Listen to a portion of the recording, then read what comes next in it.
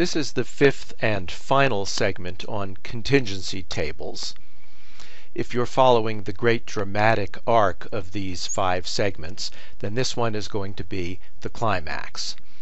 It's time to face up to the fact that contingency tables really do have nuisance parameters, and that therefore we need Bayes. Let's review how we got to this conclusion.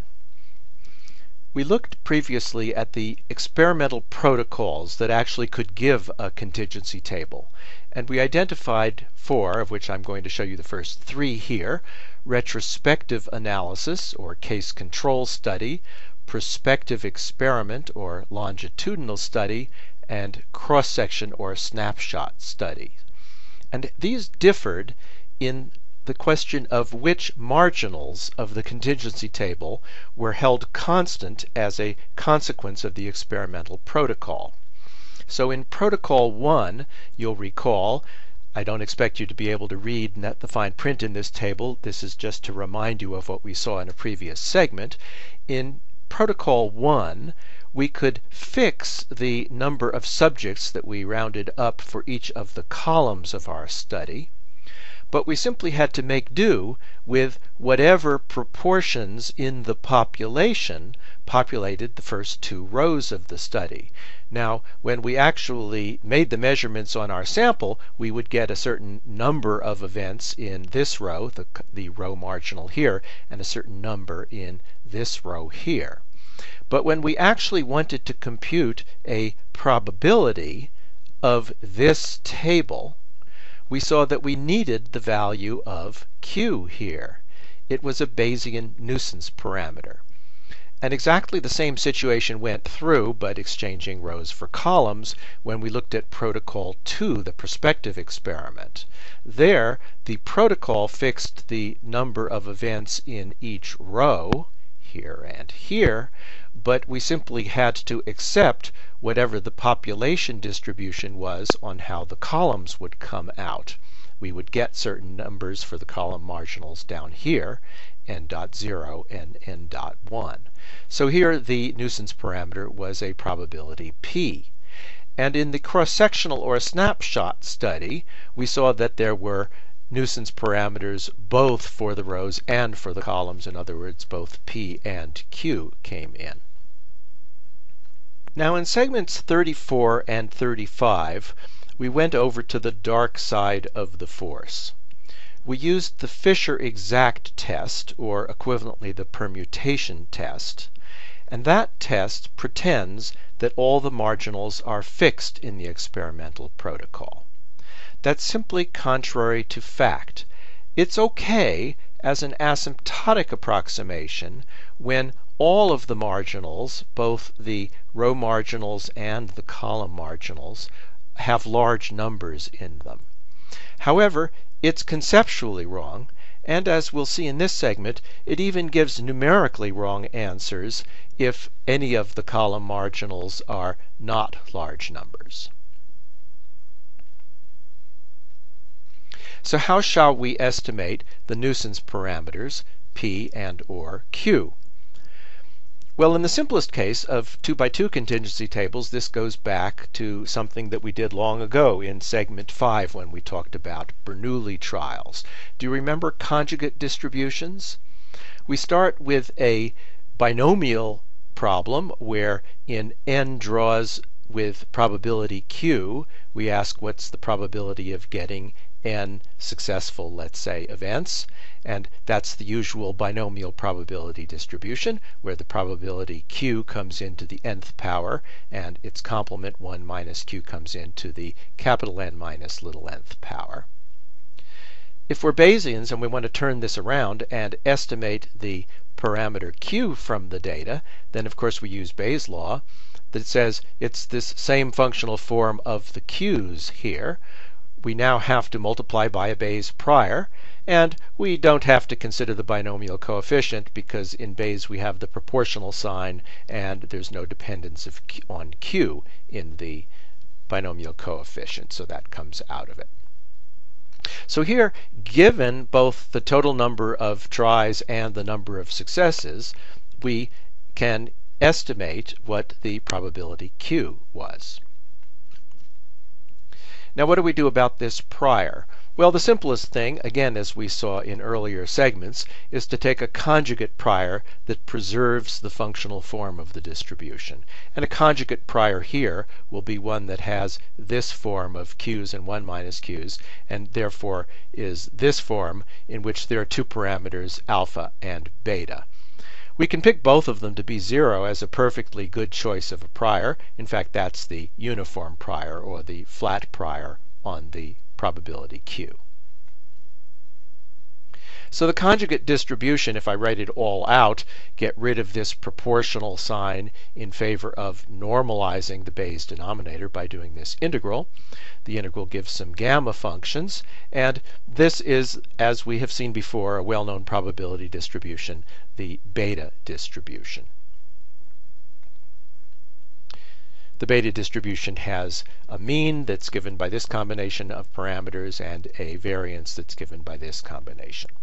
Why am I telling you all of this? Because you're about to see that we're going to have to draw values of Q from a beta distribution, the underlying population of the contingency tables, including marginalizing over the nuisance parameter Q. MATLAB, Mathematica, numerical recipes all have methods for generating random beta deviates drawn from this beta distribution.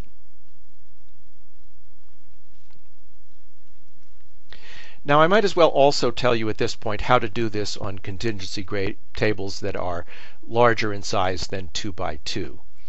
In this case, the two relevant distributions that are conjugate are the multinomial distribution and the Dirichlet distribution. Let's see how that works. Well, the multinomial distribution is the one where we specify the number of events and we specify a whole vector of probabilities. Before there were two here, there was Q and 1 minus Q. Now there are a whole vector of them that over here you can see add up to 1. And we have n total events, and we want to see what is the probability of getting exactly this vector of successes, of events in each of the bins, where the bins have the individual probabilities, the Q's, and we reviewed this before. It's the multinomial distribution. The conjugate distribution, again with Bayes' theorem, this doesn't contain any Q's, so we can cross out the multinomial coefficient, but we keep the powers of all the Q's. And here I've taken the step of putting in conjugate priors, so the parameters associated with the conjugate priors are these alphas on each of the Q's.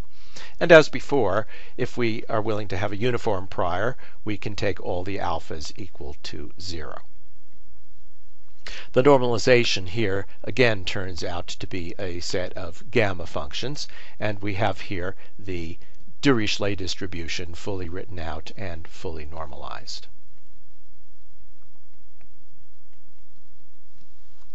Now we're going to need to make draws from the Dirichlet distribution, and rather amazingly, there's a very simple way to generate vectors Q that are deviates from a Dirichlet distribution with these parameters, capital N and the little n.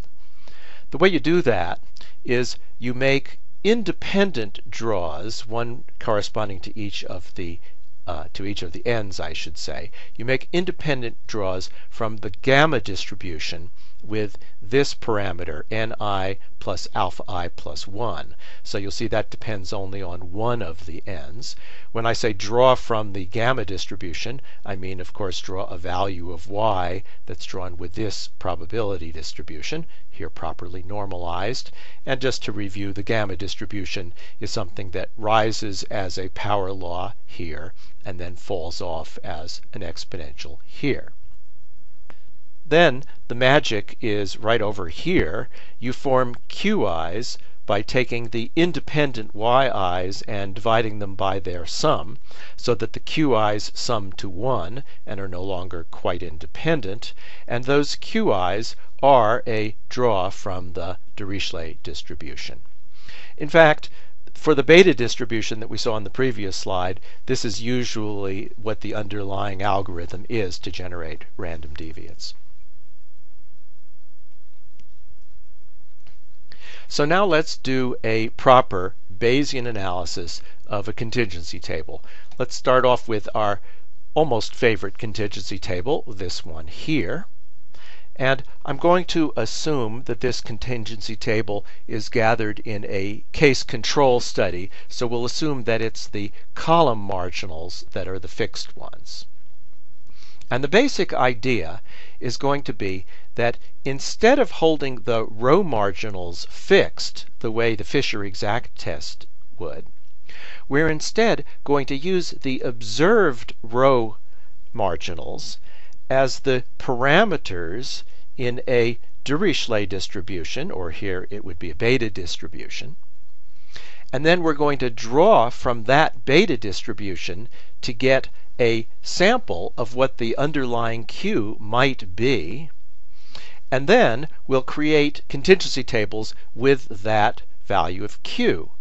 And we're going to use each Q only once. In other words, each new contingency table that we generate from the null hypothesis will have a different draw from the population of Q's, and then with that value of Q from the population of contingency tables that use that Q. Okay, maybe this will become clearer when we just go through an example. And I'm going to go through an example here line by line, and only on the next slide encapsulate it into an easy-to-use function. So here we have our table. And here we have the fixed marginals, mar fix, which are, of course, 24 and 29. And you'll see I've computed them here. I've changed them from a row vector into a column vector.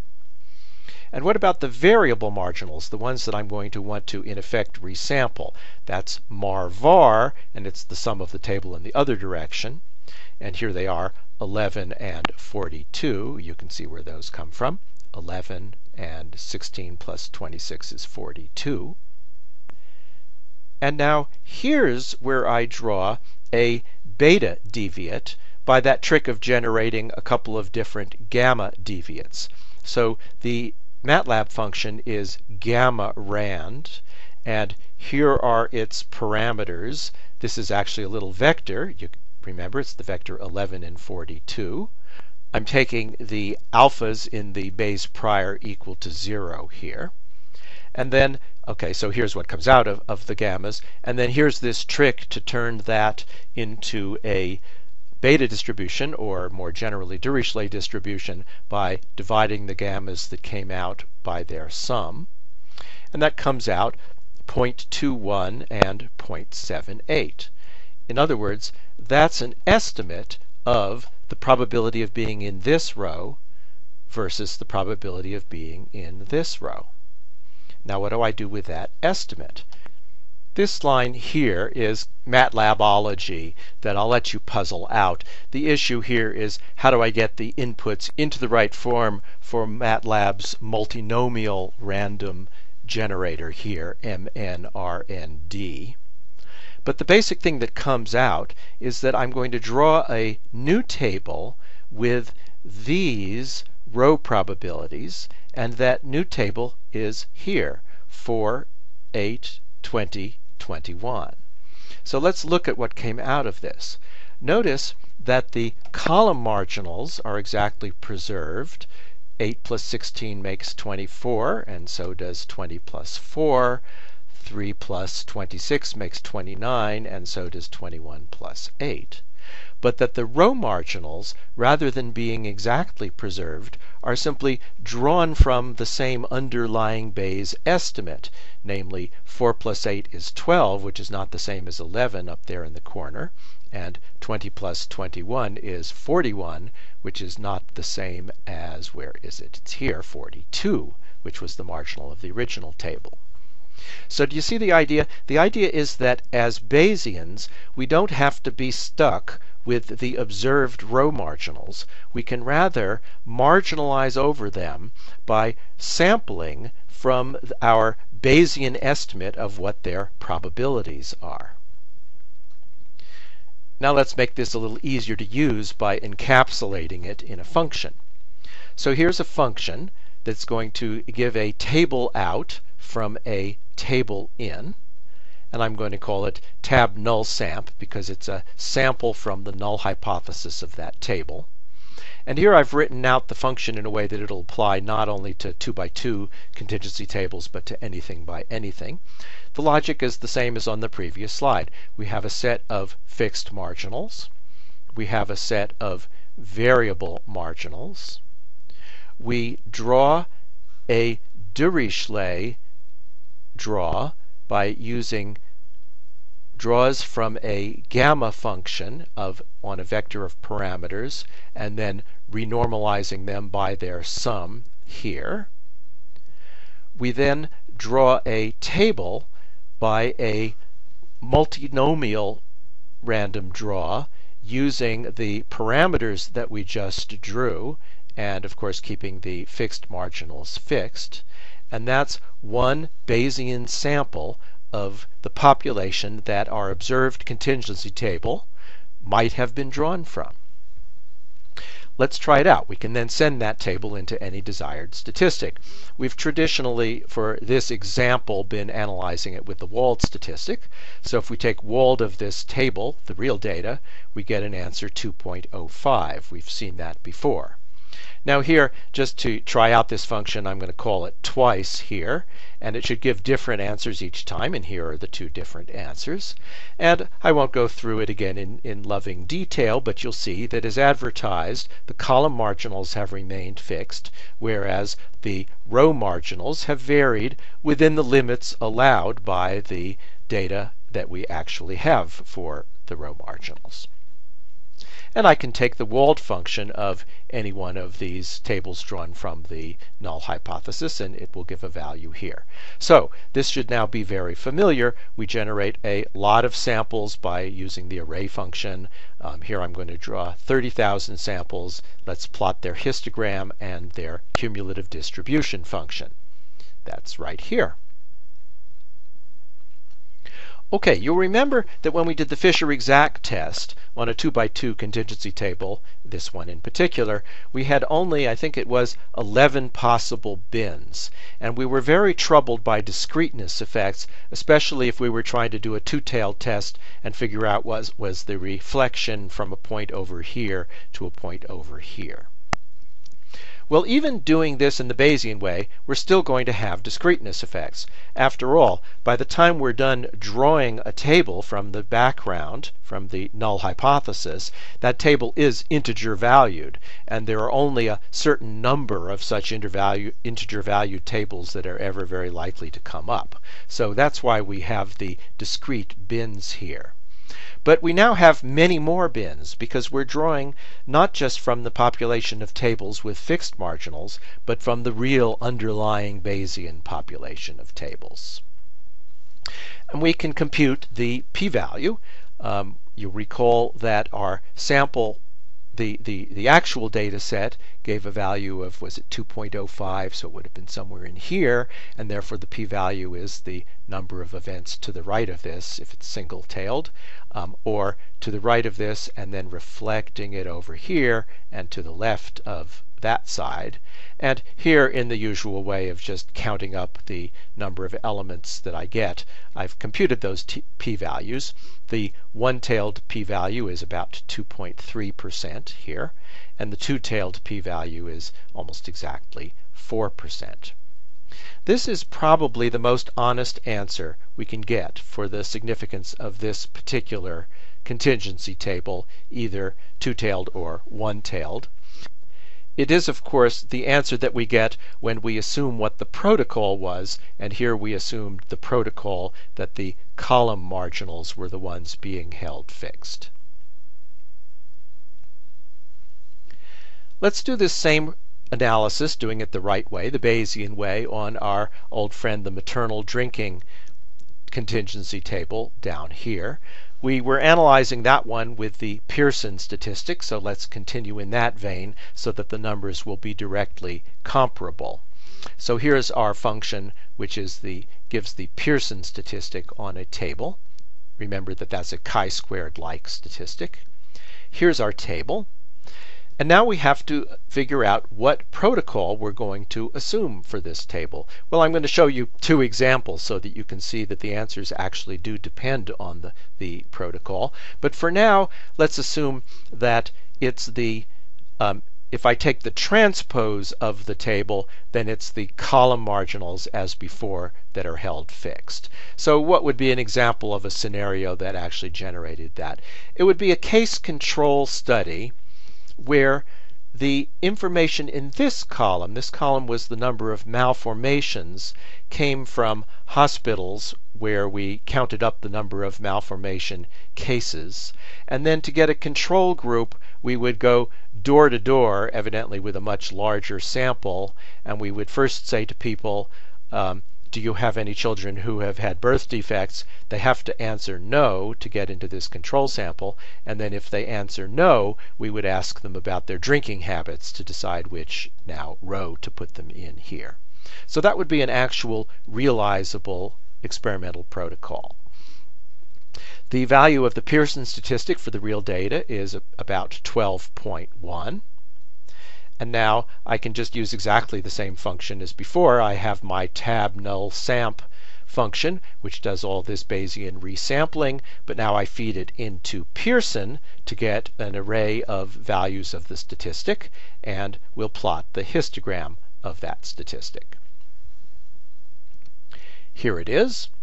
We look for the p-value. Here we certainly want to do a one-tailed test because, as I remarked before, we're not really expecting that maternal drinking is good for fetuses. Our hypothesis is that it's bad for fetuses.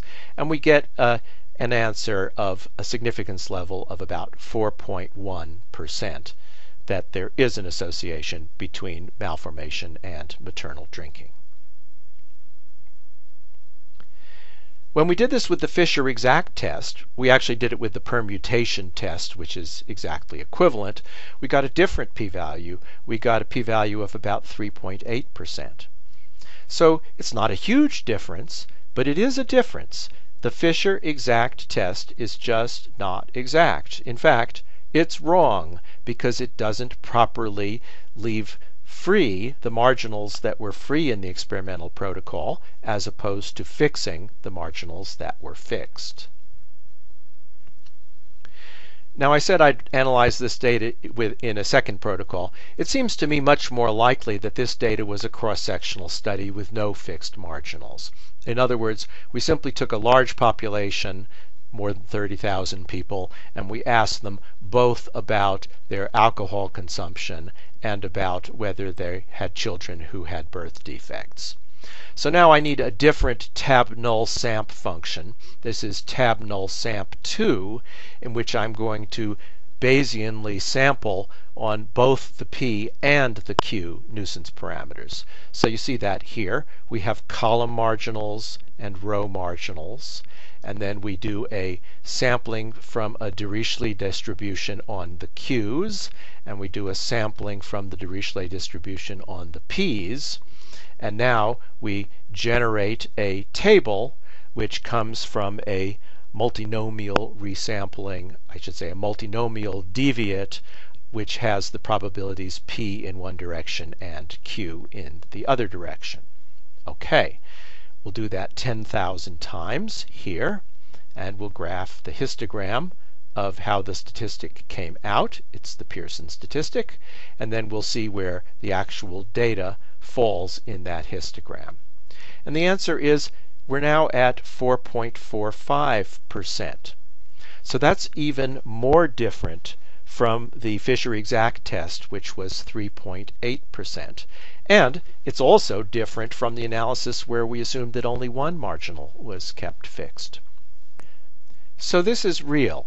The experimental protocol does matter, and there are nuisance parameters that have to be taken into account in analyzing contingency tables.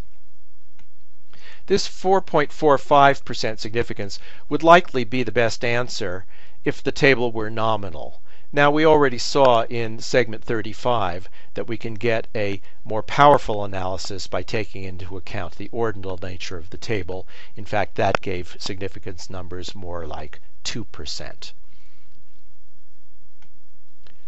Well, I think you now know all you need to know about contingency tables. In fact, you now know much more than almost everybody who uses them.